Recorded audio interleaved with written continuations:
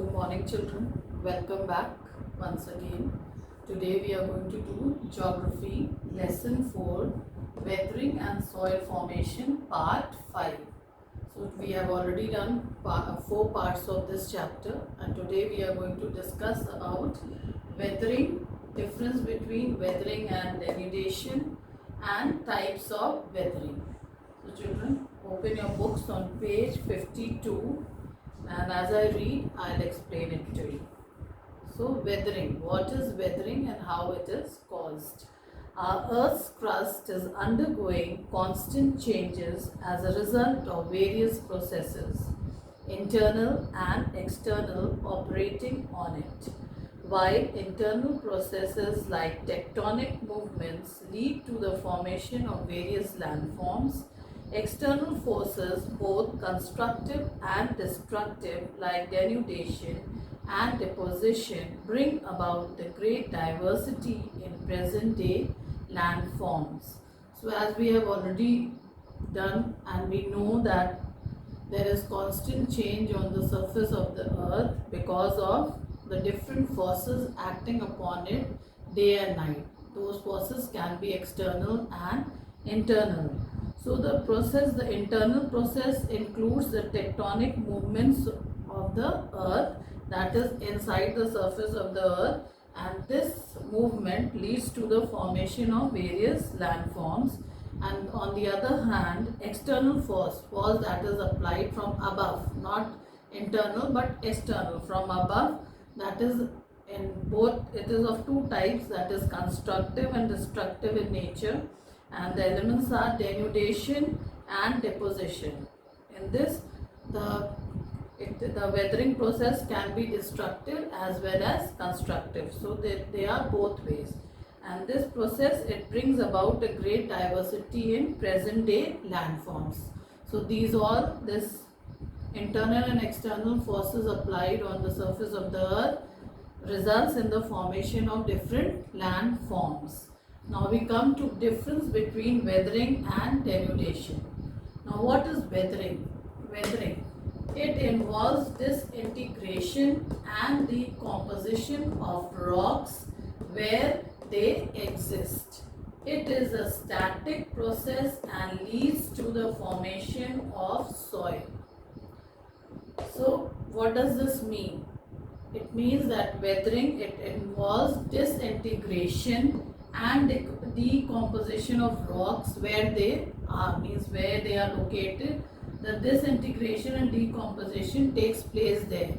What do you mean by disintegration? Disintegration means breaking into smaller pieces. So the big rocks, when they are subjected to disintegration, they break. The forces of nature forces them to break into smaller pieces. So this is the meaning of disintegration. And decomposition means decaying, rotting, when the action of decaying is known as decomposition. So the forces of nature, they act upon the rocks, and it disintegrates them, breaks them into pieces and decomposes them, means they decay, and in time, in longer period of time, what happens to these big rocks? They change into soil over a period of time, means it is a long process, it is a time consuming process, and over a long period of time, due to the act of disintegration and decomposition, these rocks, they change into soil. So weathering results into the formation of soil, and it is a static process, means no movement is required, it is a stationary process. It is mainly due to the disintegration and decomposition of rocks, and this is because of the weathering process, and in due course of time it leads to the formation of soil. So this is what weathering is. And the second is denudation. Denudation involves, it is a two-fold process, that is, it is destructive and constructive in nature, and it is a dynamic process that includes the disintegration and decomposition of rocks, transporting the eroded material and depositing it at some other place. So denudation, the word denudation means it involves the processes that cause the wearing away of the earth's surface. So denudation is also a way of breaking. It involves a process that causes the wearing away of the earth's surface, mean the topsoil. It is a process where the topsoil moves from one place to another by different agents of denudation. The different agents of denudation can be running water, wind, ice, frost. All these are the different forces of denudation. They are the agents of denudation which helps in the wearing away of the earth's surface. And it is known as a destructive and constructive process. Why? Because in the destructive process, it wears and tears away the rock and then transports the weathered material. It is constructive. Why it is constructive in nature? It is constructive as it deposits the weathered material. Hence, denudation is a dynamic process. Dynamic means a process that involves that is active or forceful, that applies energy. So it is a dynamic process that includes, so denudation includes what? Disintegration and decomposition. So it is a process which involves construction and destruction both, and it also has disintegration and decomposition of rocks, and also transporting the eroded material, whatever material which is broken down due to the process of disintegration and decomposition, it also carries those material to some other places. So this is what is the difference between weathering and denudation. Now we come to types of weathering. There are three types of weathering. The first one is mechanical weathering, the second is chemical weathering, and the third is biological weathering. So children, we will study the first part, that is mechanical weathering. So let's see what is mechanical weathering. Mechanical weathering. It is responsible for the disintegration of rocks by the elements of weather such as heat, frost, wind, plants, man and animals. Mechanical weathering does not change the composition of rocks. It depends on the following factors. So, as the name suggests, mechanical weathering, over here the force applied is from outside. It is mechanical in nature, and mechanical weathering is responsible for disintegration of rocks. Disintegration again means the breaking up of rocks through the different elements of weather. The elements of weather over here are the heat, which helps in breaking up of rocks, too much of heat, then frost, wind, plants, man and animal. And mechanical weathering, it does not change the composition of rock. Composition means it does not change the nature of the rock. It remains. The only work of mechanical weathering is to break the big rocks into smaller fragments or pieces. So it depends upon the following factors. So mechanical weathering depends upon the following factors. They are extremes of temperature, nature of rocks, structure of rocks, frost, wind and slope of land. So let us study each one. What do you mean by extreme of temperature? How is extreme of temperature responsible for mechanical weathering? Over here, the sandy, arid and semi-arid regions are heated intensely during the day and lose heat rapidly at night. Hence, the diurnal range of temperature is very high. This causes expansion of the rocks during the day and contraction during the night. This causes rocks to disintegrate and split. So extreme of temperature over here means that in some places, all of us know that temperature is not the same or constant in every place or every region.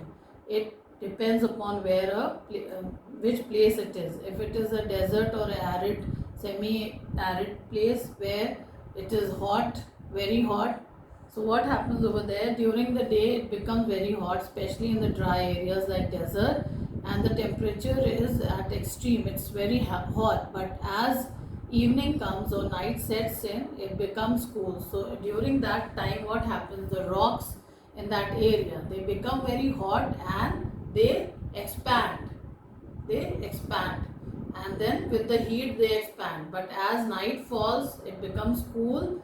The same rock they contract. So the expansion and contraction. This process due to heat. This is due to extreme heat, too much heat. So the expansion and contraction process of the rocks, that makes it in due course of time, what happens, that expansion and contraction, continuous expansion and contraction every day, that weakens the rock, and ultimately as time comes, over a period of time, that rocks breaks into smaller pieces. So this is how mechanical weathering it acts. One of the factors of mechanical weathering, that is extreme temperature, helps in breaking up of the rocks. The second is nature of the rock, and in this process of extreme of temperature, one more part is there, that is exfoliation. What is exfoliation? The changes in temperature during summer and winter, and in case of arid region during day and night, cause expansion and contraction in rock surfaces. This causes the rocks to break up or peel off. So this breaking up of rock, the surface of the rock, that process is termed as exfoliation. Exfoliation is scrubbing, continuous scrubbing.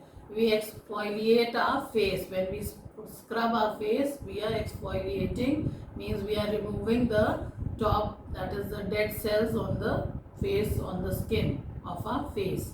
So in the same way, that expansion and contraction, that removes the rock surface and it helps in breaking up. Rectangular rock blocks are thus gradually rounded by splitting away of sharp corners. This process is called exfoliation. So gradually the expansion and contraction of the rocks due to extreme heat, it helps in splitting away the sharp corners. Gradually they keep on breaking up, breaking till they become round in shape. So this process is known as exfoliation. That is, the top part is removed with the process of extreme heat and expansion and contraction. The second is nature of rocks. Nature of rocks refers to the composition of rocks. Some rocks may be hard and some soft. Some may be soluble and some may be insoluble. So the composition, nature of the rock, means the composition of how the rock is made, the material of what the rock is made. If the rock is soft, the rock may be soft and some may be hard, some may be soluble and some may be insoluble. If the rock is soft and insoluble, then it will wear off easily. So that helps in the weathering process will be much faster as compared to the rock which is hard in nature or insoluble. Hence, mechanical weathering takes place in softer or soluble rocks more easily than in hard and insoluble rocks.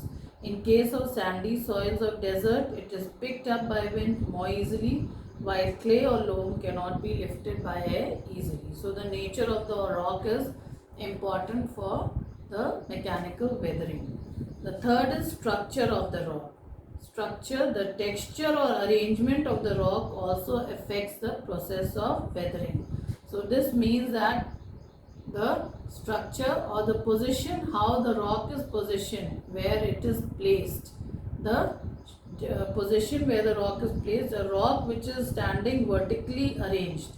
Layers of rocks are more susceptible to weathering as compared to horizontally arranged layers, as air, water, snow and frost enters through gaps. Once the water or frost enters the rocks, it starts its erosive action and breaks them into pieces.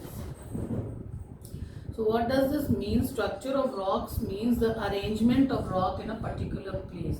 So the arrangement of rock can be vertical and horizontal. The straight upward position pointing upward is a vertical position, and this flat position to the level of the ground, this is the horizontal position of the rock.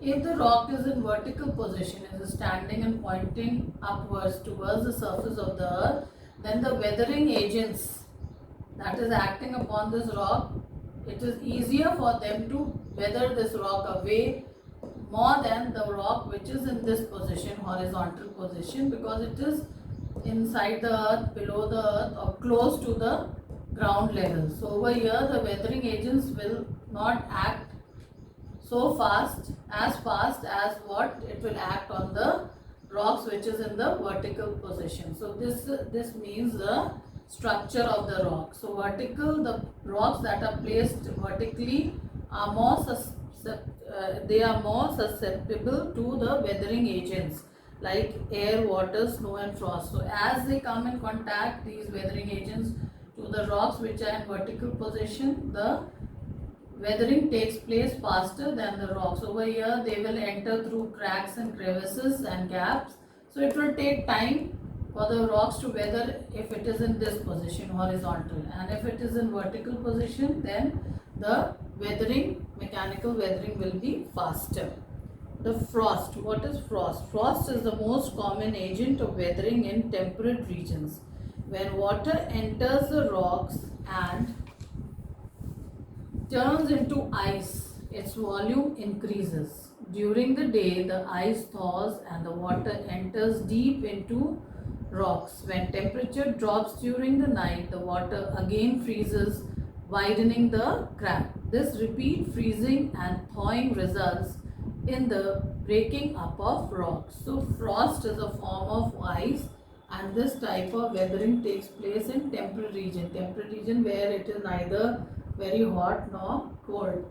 So in this type of mechanical weathering where frost is the main agent, what happens in this is that when the water enters the rock, it turns into ice. When it becomes cold, the frost, changes into ice, and when that frost changes into ice, it becomes a solid part. And when something is put in that gap in the rock gaps, when it changes into ice, what happens? The volume of the rock over there, that gap, the volume over there, that increases, that expands. And during the day, when the sun is out, that same ice, it starts thawing, means it starts melting, and again the water enters deep into the rock. So when it melts again, it becomes into liquid form and again starts seeping inside the cracks of the rocks. And again when night comes, the temperature drops in, it becomes freezing. That same water which has seeped inside the cracks of the rocks, they become solid, that again they change into ice and again they expand. So gradually what happens, this expansion and freezing, that is thawing and freezing process, that is freezing of the water and again melting into, ice melting into water, that process in due course of time, that broadens the gap of the rocks, and gradually a time comes when the rock breaks apart into many pieces. So this is how frost helps in mechanical weathering, because again the outward force is applied on the rock to break it up, that is to disintegrate it. Wind, another factor which is responsible for mechanical weathering is wind. The wind blows sand particles attack The wind-blown sand particles attack the rocks and erode them. This is most common in deserts. The rocks have different composition and structure. Some portions of the soft rocks are easily eroded by action of the wind, whereas the hard rocks remain exposed. For example, mushroom rocks and zeugins. So over here, wind also plays an important role in mechanical weathering, and this type of factor is mainly found in desert areas where the wind blows the sand particles, and the wind blown sand particles, they attack the rocks over here. When the wind blows the sand particles in desert, these sand particles, they go and attack the rocks and they erode them. They take it from one place to another through this wind, that is the agent of wind over here.